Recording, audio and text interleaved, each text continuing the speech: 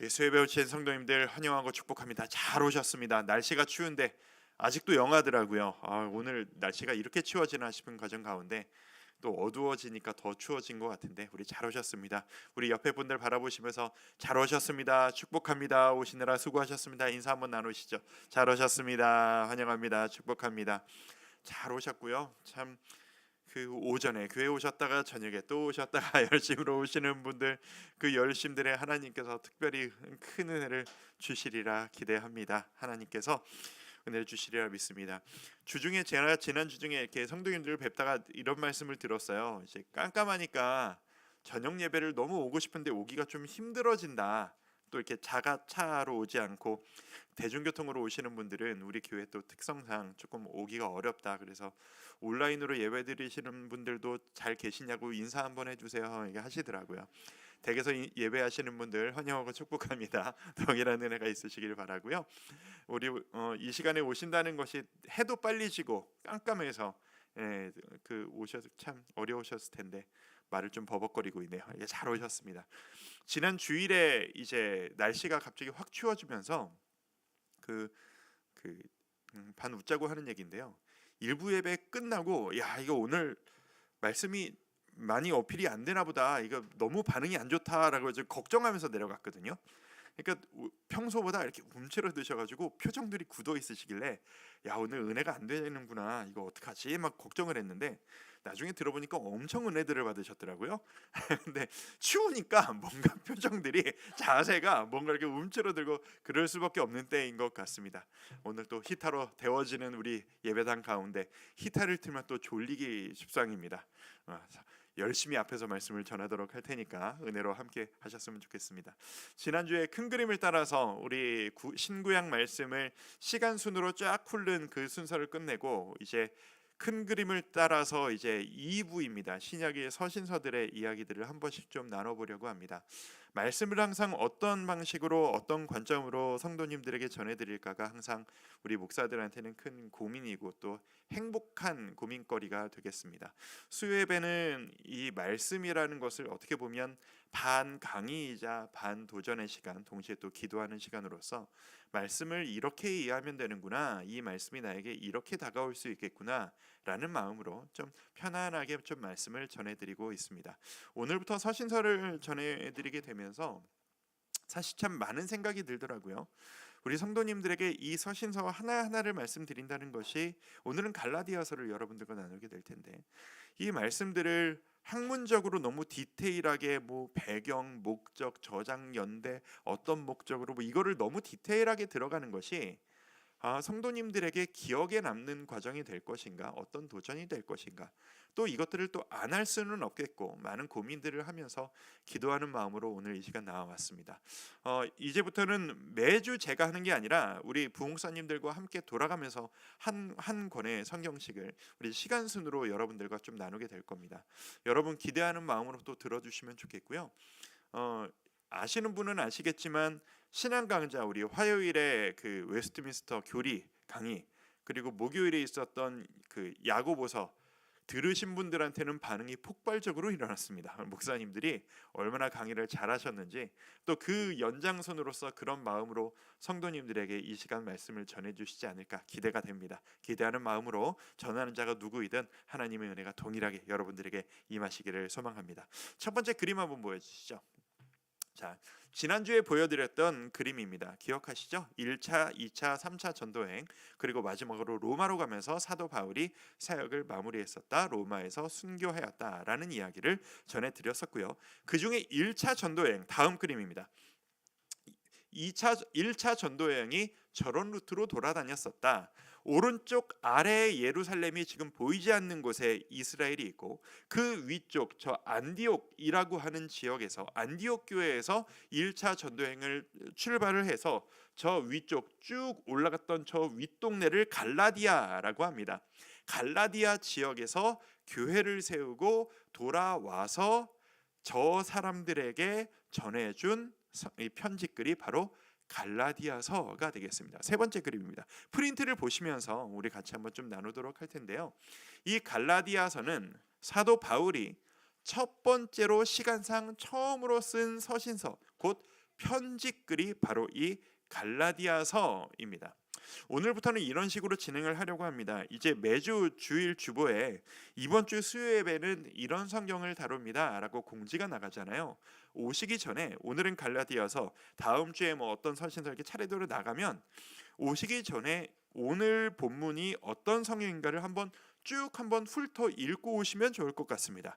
아니면 조금 미리 오셔서 이 자리에서 한번 쭉, 뭐 정도까지는 아니어도 분위기가 어떤지를 한번 쭉 훑어보시면서 한번 읽어보시고 거기에 대한 설명을 들으시면 이 이야기가 이래서 이런 식으로 나온 것이로구나 라고 이해하실 수 있을 거예요. 자, 갈라디아서 시간 순으로 처음 쓰여진 서신서라고 말씀드렸습니다.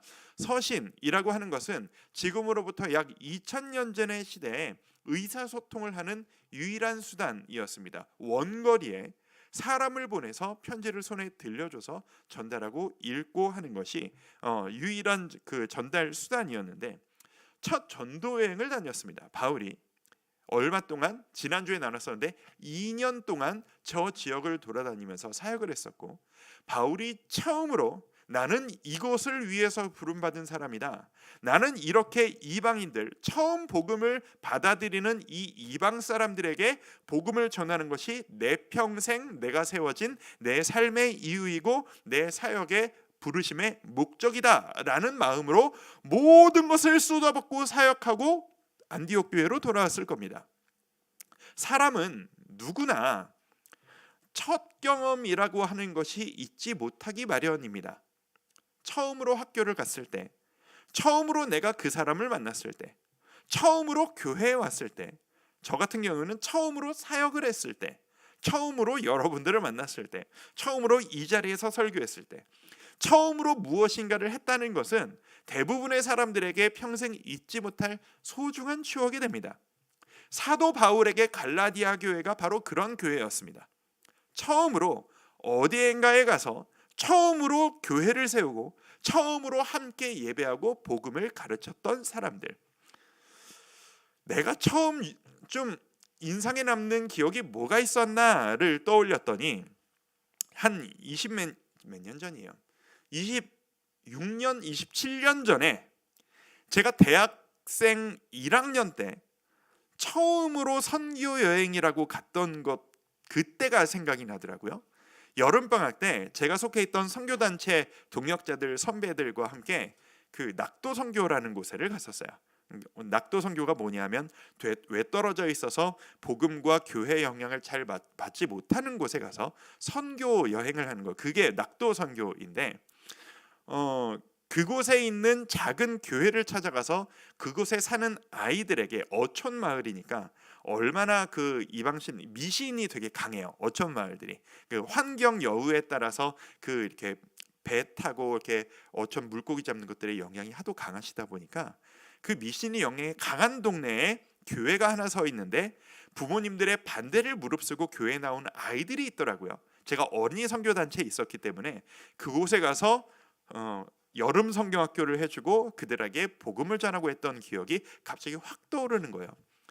26년 만에, 7년 만에 그때를 떠올렸는데, 그때 해안가와 그때 호도라는 섬이었는데 그 섬에 가서, 그 호도교회라는 곳에 가서 그 마룻바닥에 누워서 잠자고 일어나서, 내가 일어나기도 전에 그 서울에서 선생님들이 왔다고 새벽부터 뛰어와가지고 선생님 언제 일어나요, 빨리 일어나요, 성경학교 시작해요, 저를 깨웠던 그 아이들의 목소리와 그 아이들이 입었던, 이 아이들은 맨날 바닷물에 들어갔다 나왔다를 노는데 3일 동안 옷이 한 번도 바뀌지 않는 것을 보면서 이 아이들은 이렇게 사는구나 하고 놀라워했던 기억들과, 그 아이들이 아직도 그 아이들이 진짜 그런 별이 진짜 하늘에서 떨어지듯 이렇게 펼쳐져 있는데, 진짜 그 동화에서나 보는 멘트를 아이들이 저한테 해주더라고요.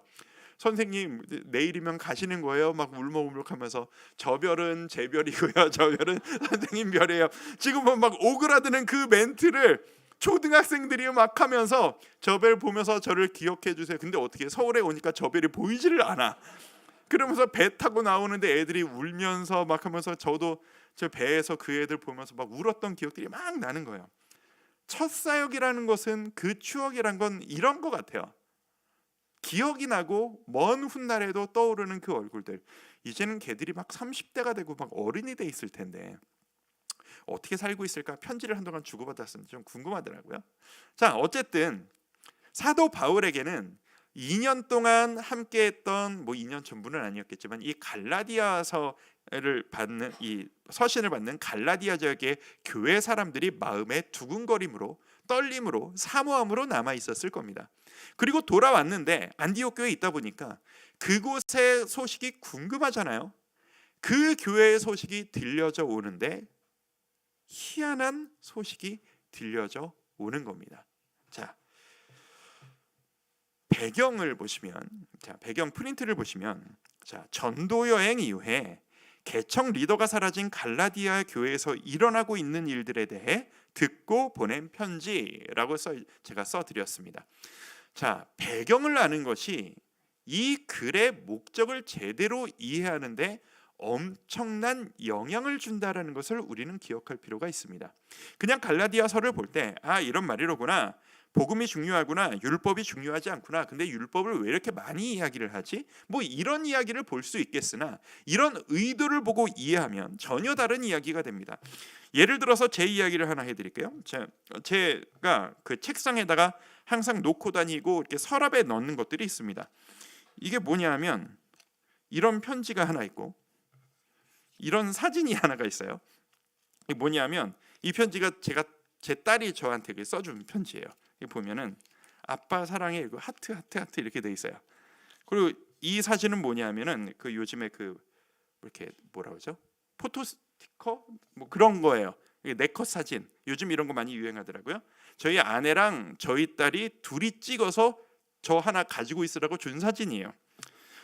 어떤 아빠 사진에 그 책상 하나 있을 법한 사진이자 편지잖아요. 근데 이게 저에게는 다른 의미가 있어요. 무슨 의미가 있냐면, 제가 열심히 교회 개척을 하고 열심히 사역을 하다가 제가 가족이 제 일생의 가장 1순위였음에도 불구하고 개척 이 초기에 올인을 하느라 어느 날 갑자기 내가 가족을 너무 신경 쓰지 못하고 있었구나 라고 하는 충격적인 깨달음을 가졌던 타이밍이 있었어요. 저희 아내도 저희 아이들도 저를 배려하고 저를 서포트하느라 아무 말 하지 않고 견디고 있었을 뿐이지 힘들었구나, 외로웠구나, 그게 제 마음속에 너무 아프게 다가왔던 타이밍이 있었거든요. 그 타이밍에 제가 얼핏 예전에도 말씀드린 적이 있었는데, 제 딸이 저한테 잘 매달리기 시작했고 아빠 하면서 매달리기 시작했고 그랬던 아이였어요. 그 타이밍에 그 고민을 하고 있는데 제 딸이 써준 아빠 사랑이에요. 그 타이밍에 이거를 받았는데 이 편지가 저한테 다른 의미로 다가오는 거죠. 그리고 제 아내는 제 딸이 힘들지 않도록 외롭지 않게 하려고 어떻게든 제 딸을 데리고 다니면서 사진도 찍어주고 갖고 싶은 것도 하나씩 선물 사주고 먹고 싶은 것도 먹여주면서 애를 쓰고 있었던 거예요. 그러니까 이 둘이 찍은 사진, 아들은 어차피 커가지고 관심이 없고 제 아내와 제 딸이 둘이 어떻게든 이 시간을 버티려고 보냈던 이 사진과 이 편지가 저에게는 이 목회에 한 마음으로 함께 동참하고 있었던 제 가족들의 헌신, 사랑의 의미로 저에게 깊이 있게 다가오는 거예요. 이런 식으로 다르게 해석이 되는 거죠. 갈라디아서 마찬가지로 이런 식으로 왜 어떤 상황에서 이런 말을 했느냐를 알고 보면 이 이야기가 전혀 다른 무게로 다가올 수 있다라는 겁니다. 갈라디아 교회에 지금 어떤 일이 일어나고 있느냐, 이 사도 바울이 진짜 마음 다해서 생각만 해도 눈물이 나는 지경으로 그 교회를 세우고 복음을 가르치고 너희는 예수 그리스도를 믿음으로 구원을 받는 사람들이다 라고, 나는 지금 딴 곳으로 가지만 너희들끼리 잘 해야 한다 라는 마음으로 돌아왔는데 억장이 무너지는 소리가 들리는 거예요. 뭐냐? 어떤 유대인 출신 그 거짓, 성경에는 그 사람들을 거짓 교사라고 많이 부릅니다. 유대인 출신 그리스도인들이라고 하면서 갈라디아 교회에 들어간 사람들이 아는 게 많다고 뭔가를 가르쳐주기 시작하는데, 그 가르침이 뭐냐 하면 우리가 예수를 믿고 구원을 받는다, 좋다 이거야. 그런데 믿는 것만으로 충분하겠어? 행동을 해야지. 뭔가를 보여드려야지. 믿음이 있다면 증거해야지 라고 하면서 너희들이 해야 될 게 하나가 더 있어. 바울 선생님이 너희에게 놓친 게 하나 있어 라고 가르치기 시작했다라는 거예요. 그 놓친 게 무엇이냐? 할례라는 거예요. 할례가 뭔지 지난주에 제가 말씀드린 바 있어요. 이게 하나님께서 선택하신 그 씨가 퍼져나가는 그곳에 상처를 내고 잘라냄을 통해서 이 모든 것들은 하나님의 약속이 퍼져나가는 과정이다 라는 것들을 인식하게 만드는 유대인들의 표식이 바로 이 할례였는데, 너희도 그거 해야 돼. 아브라함에게 주었던 그 약속이 너에게도 이어짐을 믿는다면 너희도 할례를 받아야지만 구원받을 수 있어. 잊어버리면 안 된다. 행동으로 보여줘 라는 것을 가르쳐주기 시작하는 거예요. 자, 제가 전제로 하나 깔고 말씀드릴 게 있는데, 앞으로 수많은 서신서들을 보시게 될 겁니다. 그 서신서들이 다른 배경과 다른 목적, 다른 받아보는 사람이 있기 때문에 문자로만 보면 이 서신서와 이 서신서가 서로 반대되는 이야기를 하는 경우들이 있습니다. 배경을 아셔야 그것들을 이해할 수 있는 거예요. 자, 이 갈라디아 사람들에게는 이 할례를 받아야 돼라고 하는 도전들이 너무 커다란 충격이었던 거예요. 바울 선생님은 그렇게 가르쳐주지 않았는데 이 사람들이 바울 선생님보다 윗레벨의 선생들인 건가? 라고 해서 그 움직임이 확 퍼지고 있는 거예요. 바울이 그 이야기를 듣자마자 분통이 터지는 거예요. 이놈들이 복음을 변질시키는구나. 그 율법이라는 거, 그 할례라는 거, 그 행동이라는 것이 아무 필요 없이 믿음만으로 구원받을 수 있다는 것을 알려주시려고 예수님이 십자가에 달려 돌아가셨고, 나는 그 복음을 전했는데 그것만으로는 충분치 않다 라는 가르침을 주는 이 유대교 출신 이 행동하는 사람들이 진짜 속 터지게 미운 마음으로 안타까운 거예요. 내가 가서 가르쳐주고 싶은데 지금 당장 갈 수가 없는 거예요. 그러니 이 편지글을 그들에게 보내는 거예요. 지금 너희들을 흐트러뜨리고 있는 그 가르침은 잘못된 가르침이야. 내가 가르친 것이 맞아. 내가 가르친 것 외에 다른 복음은 없어 라는 것을 가르쳐주기 위한 것이 바로 이 갈라디아서이다. 이 관점으로 모든 것들을 보셔야 한다라는 이야기입니다. 배경 아래 보면 제가 읽어드려요. 유대주의자 거짓 선생들이 갈라디아 교회에 들어가 구원을 얻으려면 할례를 받아야 한다라고 가르치고 있음을 알고 불같은 마음으로 쓴 편지, 이게 바로 갈라디아서라는 거예요. 자, 그러면 그 유대 선생들은 도대체 뭐 하는 사람들이길래? 유대인인 거예요. 유대 율법을 따르는 자예요. 자, 율법이 뭐고 복음이 뭐예요? 구약의 율법은 뭐죠? 행동을 하는 거예요. 어떤 행동을 함을 통해서 구원받았고 죄 용서받았음을 보이는 것이 율법이에요. 믿음은 뭐죠? 행동이 아니라 내 삶의 중심을 옮기고 내가 무엇을 따라가느냐, 마음이 따라가는 것으로 보여주는 게 믿음이에요. 이 둘 사이에 싸움이 일어나는 겁니다. 율법을 평생 따르던 자들이 행동하지 않고 구원받는다는 것을 용납할 수가 없는 거예요. 아니야, 행동은 그래도 해야지, 할례는 받아야지, 율법은 좀 지켜야지, 우리 조상에게 주신 그게 있는데 그 전통을 우리가 무시해서 쓰나? 이렇게 강조한 것들이 이 거짓 선생들인 겁니다. 이 사람들은 갈라디아서에만 등장하는 게 아니라 이 지역에 모두 퍼져 있었기 때문에 다른 서신서에도 많이 등장하니까 잘 기억을 해두시면 좋을 것 같습니다. 이런 배경 가운데 어떤 목적으로, 목적 페이지 보시죠. 1번, 자 1번 같이 한번 읽겠습니다. 시작. 오직 믿음으로만 구원받음에 대한 강조. 철저하게 갈라디아서는 이거 하나를 강조하기 위한 서신서입니다. 정신 차려라 얘들아. 갈라디아 성도 여러분, 정신 똑바로 차립시다. 여러분이 할례 받는다고 구원받는 거 아닙니다. 여러분이 무슨 행동해야 구원받는 거 아닙니다. 예수님을 나의 구주로 받아들이는 것, 그거 하나로 구원받는 겁니다에 대한 철저한 강조입니다. 이따가 이야기했지만 목적 두 번째, 믿음으로만 구원받음을 강조하다 보면 반작용이라는 게 있습니다. 뭐죠?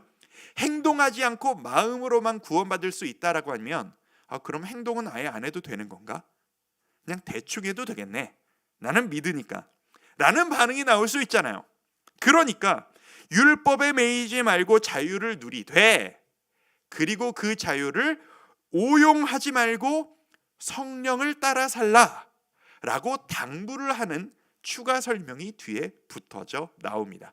하지만 가장 중요한 메시지는 1번, 오직 믿음으로만 구원받는다 라고 하는 사실. 자, 이야기를 조금 더 살펴보도록 하죠. 특징으로 넘어가도록 하겠습니다. 특징, 이 갈라디아서가 갖는 독특한 특징이 있어요.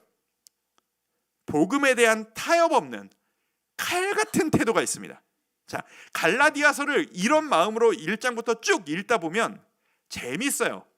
바울이 지금 마음이 급한 게 보이는 거예요. 인사말 몇 마디 한 다음에 그냥 바로 본론으로 확 들어가는데, 그러니까 하고 싶은 얘기가 있다라는 거죠. 나 지금 딴소리 할 여유 갖고 이 얘기를 해야 되겠다는 거예요. 6절부터 바로 들어가는데 그 말의 농도가 되게 세요. 같이 한번 읽어볼까요? 갈라디아서 1장 6절에서 8절까지 그리스도의 시작. 그리스도의 은혜로 너희를 부르신 이를 여기노라. 다른 복음은 없나니 다만 어떤 사람들이 너희를 교란하여 그리스도의 복음을 변하게 하려 함이라. 그러나 우리나 혹은 하늘로부터 온 천사라도 우리가 너희에게 전한 복음 외에 다른 복음을 전하면 저주를 받을지어다. 표현을 보세요. 되게 센 거예요. 너희가 다른 복음을 따르는 것을 내가 이상하게 여기노라. 편한 말로 하면 뭐죠? 니들 정신이 있냐? 니네 왜 그러냐? 왜 딴 복음을 믿고 다른 사람의 가르침을 따라가고 그러냐? 니들 이해가 안 간다. 이런 표현이에요. 다른 복음을 전하면 저주를 받을지어다. 다른 복음은 없나니 내 말만 따라라. 내 말 이외에 다른 것은 없다. 단호하죠. 칼 같아요. 타협의 여지가 없어요. 듣는 사람들이 이 말을 들으면 이렇게 심한 말을? 이라고 하면서 어떤 감정을 가질지에 대한 배려가 전혀 없어요. 이게 바울 초창기에 바울에게서 보이는 모습이기도 해요.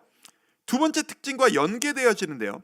바울 초창기 사역에서 보이는 앞뒤 가리지 않고 직진하는 성격이 드러난다. 단적으로 보여주는 언급하는 사례가 하나 있어요. 자, 2장 14절에 보시면 이것도 같이 한번 읽어볼까요? 자, 그러므로 시작. 그러므로 나는 그들이 복음의 진리를 따라 바르지 행하지 아니함을 보고 모든 자 앞에서 게바에게 이르되 내가 유대인으로서 이방인을 따르고 유대인답게 살지 아니하면서 어찌하여 억지로 이방인을 유대인답게 살게 하려느냐 하였노라. 자, 이 얘기가 무슨 얘기인지 아시겠어요? 너희가 율법이 아닌 믿음으로만 구원받는 거야 라는 이야기를 강조하려고 내가 어떤 얘기까지 했었는지 알아? 라고 하면서 예전 일을 끌고 오는 거예요. 근데 그 끌고 오는 사람이 누구냐? 게바, 곧 베드로예요. 베드로가 누구예요? 지금 사람들이 율법 하니까 그 율법을 지키는 유대인들의 교회의 중심 제1인자가 누구예요? 베드로거든요. 니들이 중시 여기는 그 베드로한테도 내가 이런 말까지 해봤어 라고 하면서 무슨 얘기를 하냐 하면 내가 딴 사람이 보는 데서 꾸짖었다라는 거예요. 누가? 베드로를. 누가? 내가. 감히 먼저 세워진 리더를 나중에 세워진 내가 꾸짖었다. 뭐라고? 베드로가 이 문제에서 자유하지 못했던 모양이에요. 주위의 유대인들이 하도 그래도 이방인들도 할례는 받아야 되지 않나? 이방인들에게 복음 전하는 건 조금 아직은 좀 그렇지 않나? 라는 눈치가 있으니까, 이게 베드로가 눈치는 되게 빠른 사람이잖아요. 주위 사람들의 기분을 잘 맞추는 사람이고, 그래서 이방 사람들하고 하나님 옆에선 이게 맞다라고 생각하니까 이방인들하고 같이 있다가 유대인들이 오니까 그럼 나는 여기서, 그리고 그냥 싹 돌아서서 도망간 거예요. 유대인들이 보고 뭐라고 할까봐. 그거를 붙잡고 딴 사람이 보는 데서 당신이 그러면 되냐라고 뭐라고 막 혼을 냈다라는 이야기죠. 그 이야기를 공개적으로 이렇게 막 하고 있는 거예요. 자, 이 이야기가 여러분들은 어떻게 보이세요? 저는 일면 진리를 타협하지 않고 멋지게 사역하는구나 라는 생각이 들 수도 있지만, 제가 목회를 하다 보니까 이런 생각이 들어요. 이 바울이 한 말 자체는 틀림이 없겠지만 이 베드로가 속해 있는 그 교회 공동체는 이 발언 때문에 좀 뒤숭숭하고 질서가 안 섰겠다라는 생각 말이죠. 지금 나중에 세워진, 우리 교회로 치면 이런 거거든요. 우리 교회에 전도사님이 새로 한 분이 오셨는데 그분이 제 설교를 보면서 제가 부족한 면을 드러내서 그 부족함을 온 성도들이 보는 가운데서 전도사님, 목사님, 담임 목사가 그러면 안 됩니다 라고 막 질책을 했다라는 것과 똑같은 이야기거든요. 그것을 받아들이는 것은 받아들이는 사람의 믿음이지만, 그것을 바라보는 아직 믿음이 약한 일반 성도들을 바라보면 이게 뭐가 어떻게 되는 거야? 이래도 되는 거야? 혼란이 생길 수 있을 것 아니겠어요? 질서적으로 그렇게 아름다운 일은 아니거든요. 근데 지금 바울은 그게 안 보이는 거예요. 딴 사람이 뭐라고 생각하건 누가 불편해하건 질서가 어쨌든 내 말이 맞으니까 나는 맞는 말을 해야 되는 사람인 거예요. 이게 바울의 불같은 초창기의 모습이었다라는 겁니다. 이거는 어떻게 보면 시야의 좁음의 문제일 수도 있겠고요, 공감력의 부족함의 문제일 수도 있어요. 상대방이 이렇게 말하면 얼마나 불편할까를 생각하면 이런 말 잘 못할 거예요. 근데 이런 사람들만이 갖는 장점이 있죠. 추진력이 있어요. 밀어붙일 수 있는 능력이 있어요. 색깔을 가질 수가 있어요. 그래서 바울이 이 일을 할 수 있었던 겁니다. 하나님은 이런 바울을 쓰셨고, 이런 바울을 그대로 쓰신 게 아니라 변화시키면서 쓰셨어요. 지난주에도 말씀드렸지만 갈라디아서의 이 칼같은 모습이, 이제 시간 순으로 사진서를 계속 볼 테니까 앞으로 이 바울의 논지가, 성도들에게 전하는 말의 논지가 어떤 식으로 말랑말랑해지는지 여러분들은 앞으로 보실 수 있게 될 겁니다. 자, 세 번째 특성입니다. 율법을 이야기하는 자들에게 대항하기 위해 자신의 자격, 자신이 가지고 있는 율법의 지식을 강조해요. 그래서 율법이 아니다라는 얘기를 하고 싶어서 율법 얘기를 무지하게 많이 해요. 그래서 갈라디아 읽으면서 율법 하는 게 율법이 중요해서가 아니라 율법이 아니라는 얘기를 하려고 이렇게 하는 거예요. 왜? 갈라디아 교회들이 율법 그래도 해야 되는 거 아니야? 율법 지켜야 된다고 그렇게 얘기하는데 하니까. 그 1장 1절 디테일로 하면 진짜 하고 싶은 얘기가 많은데 1장 1절을 뭐라고 시작하죠? 첫 서신을 뭐라고 시작하냐면 제가 한번 읽어드릴게요. 사람들에게서 난 것도 아니요 사람으로 말미암은 것도 아니요 오직 예수 그리스도와 그를 죽은 자 가운데서 살리신 하나님 아버지로 말미암아 사도 된 나 바울은 이라고 얘기하는 거예요. 의도를 아시겠어요? 니들한테 지금 율법같이 지켜라, 할례 해야 된다라고 하는 그 선생들보다 더 단수가 높은 예수님과 하나님이 세운 사도인 나 바울이 너한테 얘기한다. 할례 쓸데없다 라는 이야기를 하는 거예요. 그래서 내가 무슨 일을 겪었는지, 내가 무엇까지 알고 있는지 그렇게 강조하는 이유가 바로 그것 때문이다. 설명이 좀 길구나 라는 생각이 듭니다. 적용으로 들어가도록 하겠습니다. 오늘 여러분과 하고 싶은 이야기는 이 적용 이야기입니다. 자, 1번 적용을 한번 읽어보도록 할까요? 자, 시작. 뭔가를 더 해야 구원을 얻는다라는 부담감에서 자유하자. 이 이야기를 여러분들과 나누고 싶어요. 갈라디아서를 우리 삶으로 가져와서 우리 삶에 가장 직접적으로 적용할 수 있는 게 뭘까를 생각했을 때 바로 이 문제였어요. 아까도 말씀드렸어요. 율법은 뭐예요? 뭔가를 해야 돼. 해야지 얻을 수 있어. 해야지 받을 수 있어. 이게 바로 율법이에요. 믿음은 뭐죠? 하는 게 중요한 게 아니고 네 중심이 어디에 있고 네가 믿는 게 무엇이냐, 너의 존재 목적의 중심은 뭐냐, 네 마음이 어디에 있냐, 이게 믿음이에요. 행동이냐 마음이냐? 둘 중에 뭐가 우선이냐? 마음이 우선이다, 믿음이 우선이다를 강조하는 게 지금 이 갈라디아서거든요. 우리가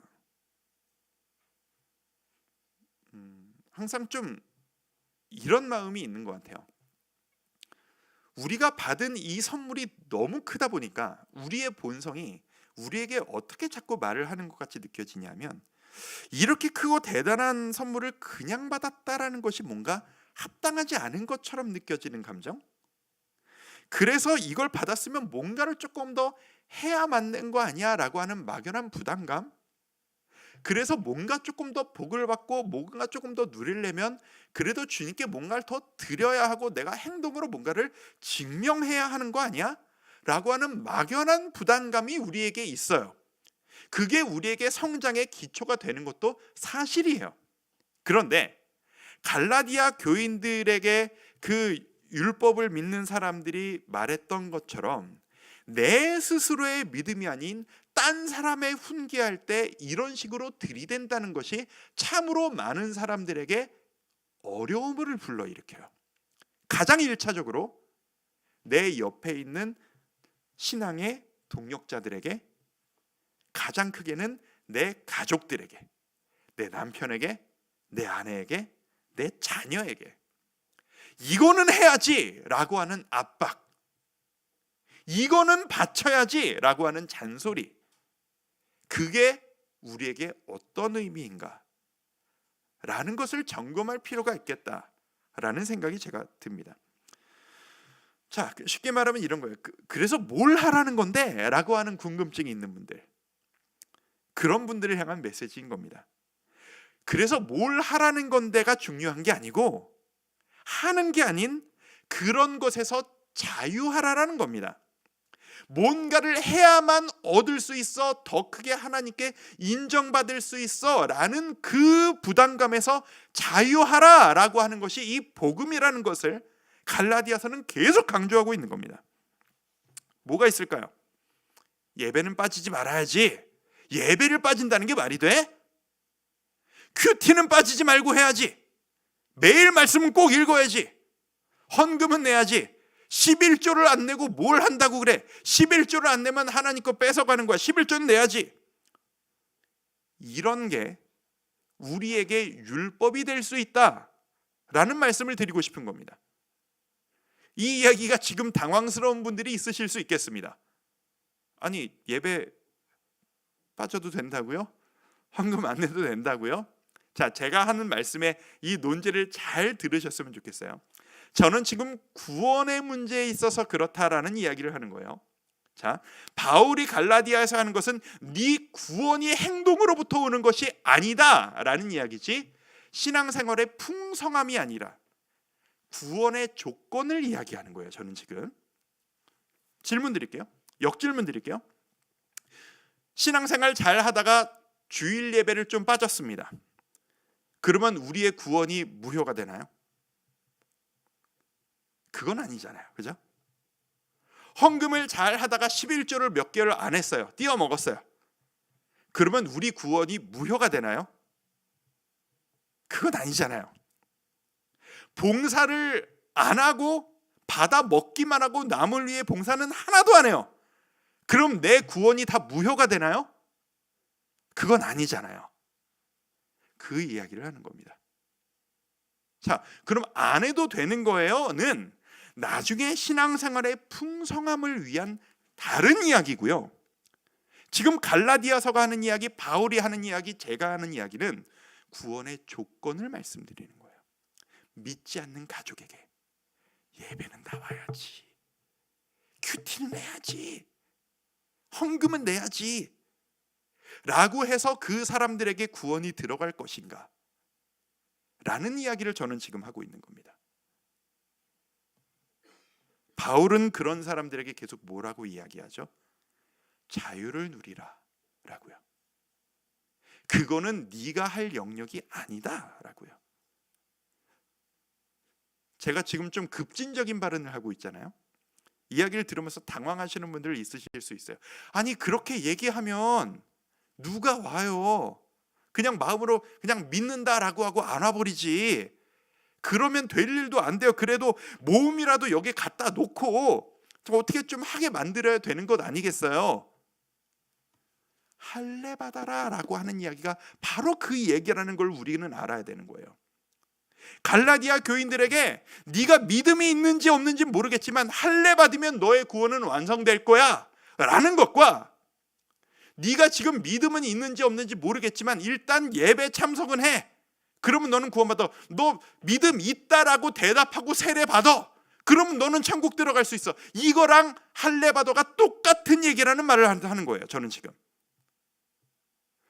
네가 구원을 받았건 안 받았건 믿음이 있건 없건 받고 봐 라고 하는 분들에게 하나님은 갈라디아서를 통해서 우리에게 이렇게 말씀하신다고 저는 느껴집니다. 그걸 왜 네가 하려고 그러냐? 왜 네가 강요하냐? 그건 내가 알아서 할 영역인데 라고 말이죠. 마음이 중요하다라는 이야기를 하는 겁니다. 본질은 마음이라고 하는 겁니다. 만약에 이 아빠 사랑해요라고 저한테 편지를 써준 제 딸이 저를 의무감으로 사랑하고 이 편지도 의무감으로 아빠 사랑해요라고 쓰면서 마음은 딴 집 아빠에게 가 있다면 저는 그거를 견디기 어려울 것 같아요. 여러분의 배우자가 여러분을 위해 모든 서비스를 다하고 여러분과 대부분의 시간을 보내지만 여러분의 마음은 다른 사람에게 가 있다면 여러분은 그걸 감당할 수 있으시겠어요? 바로 그걸 이야기하는 겁니다. 다시 한번 말하지만 내 신앙이 아니라 다른 사람에게 권할 때 이야기를 하는 겁니다. 다른 사람의 마음을 여기로 오게 만드는 것은 그 사람의 몸을 끌고 와서 뭔가를 시키는 것으로 만들어지는 것이 아니다.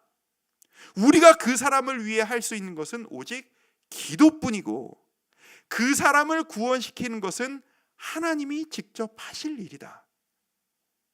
우리는 그들을 위해서 기도하고 우리의 삶으로 완전한 행복한 샘플을 보여주는 것, 그것만으로 충분할 수 있겠다라고 하는 이야기. 그래서 그 결과 3번에 보면 자격 조건에 지나치게 집중하지 말고 오직 성령 충만을 구하자라는 겁니다. 이거는 해야지, 나와야지, 무조건 나와, 무조건 이거는 해, 이건 봉사는 해. 물론 그렇게 해서 구원받는 사람들도 있을 수 있겠지만 성령 충만이 우선이다. 하나님이 은혜 주시기를 구하는 것이 우선이다. 우리가 그 사람을 위해 기도하자. 내가 단적으로 이런 말씀까지 드릴 수 있어요.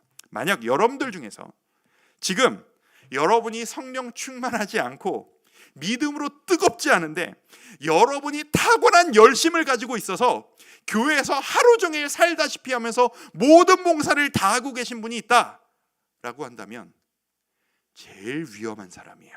바로 그 사람이 하시는 일을 줄이시고 하나님 안에서 뜨거움을 회복하시는 것이 우선이 되셔야만 하는 거예요.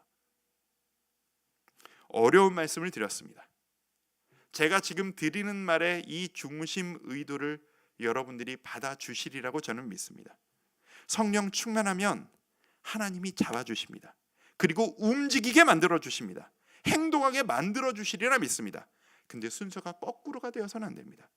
행동하게 남을 만들면서 그 사람은 됐다, 충분하다 라고 생각하는 건 우리가 그들에게 할례 받아라 라고 하는 것과 똑같은 사실이라는 것. 이 모든 것의 중심, 왜 이런 말을 할 수 있느냐? 구원은 하나님이 주시는 선물이다 라는 것을 믿기 때문입니다. 내 자녀에게, 내 남편에게, 내 가족에게, 내 사랑하는 동역자들에게 내가 그를 위해 기도할 때 하나님이 일하여 주시기를 바라는 마음으로 다가가는 것.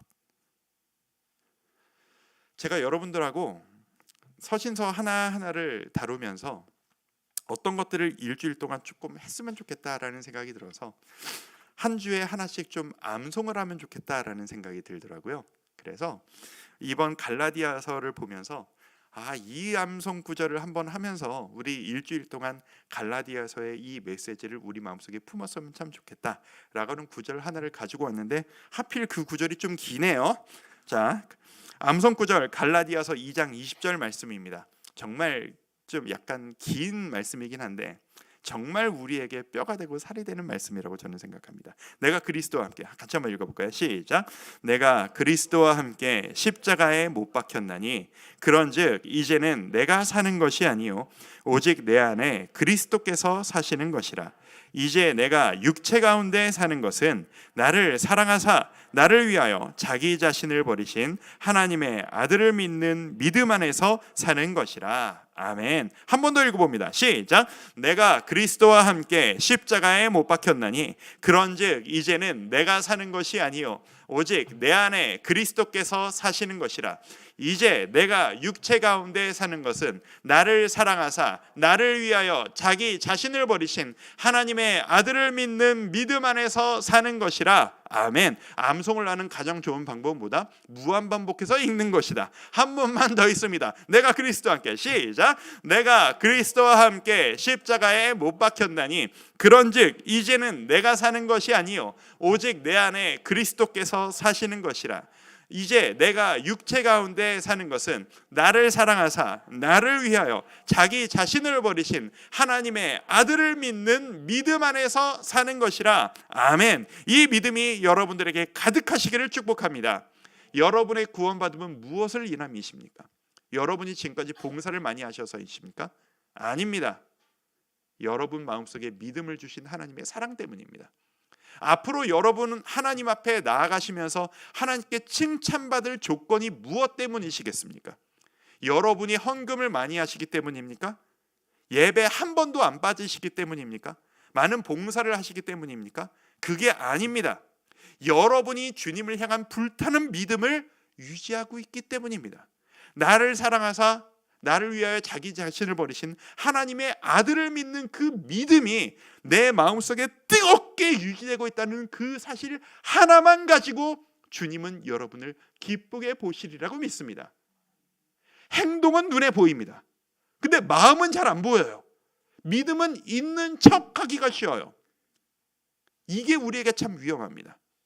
매주 빠짐없이 봉사 자리에 나오시는 여러분들의 마음속에 보이는 행동은 있으나 보이지 않는 믿음은 얼마나 유지되고 계신 것인지, 매주 수요예배에 나오고 계신 성도 여러분 한 분 한 분의 마음속에 매주 나와서 프린트 다 챙기시고 이건 빠지면 아시니까 잘 챙기시는 그 열심 가운데 정말 말씀을 향한 뜨거운 열정은 얼마나 유지되고 계신지 하나님은 그 중심을 보실 것이라고 저는 믿습니다. 한 주 한 주 바라보시면서 이 서신서를 바라보시면서 다양한 사람들에게 다양한 목적으로 이 하나님의 사람들이 보내는 이 서신서들을 통해 다양한 우리들의 상황 가운데 주어지는 도전들이 있기를 기대합니다. 내가 그리스도와 함께 십자가에 못 박혔나니 라고 하는 이 구절을 한 주 동안 내 마음속에 묵상하시고 암송하시면서 주님의 사랑 내 마음속에 풍성하기를 소망합니다. 주여 내 마음속에 은혜를 허락하여 주옵소서. 그 어떤 것보다도 주님을 향한 뜨거운 마음을 내 마음속에 유지시켜 주시옵소서. 그렇게 살아가시는 우리 모든 성도님들 되시기를 주의 이름으로 축원합니다. 그런 마음으로 우리 찬양하며 나아가도록 하겠습니다. 주의 보좌로 나아갈 때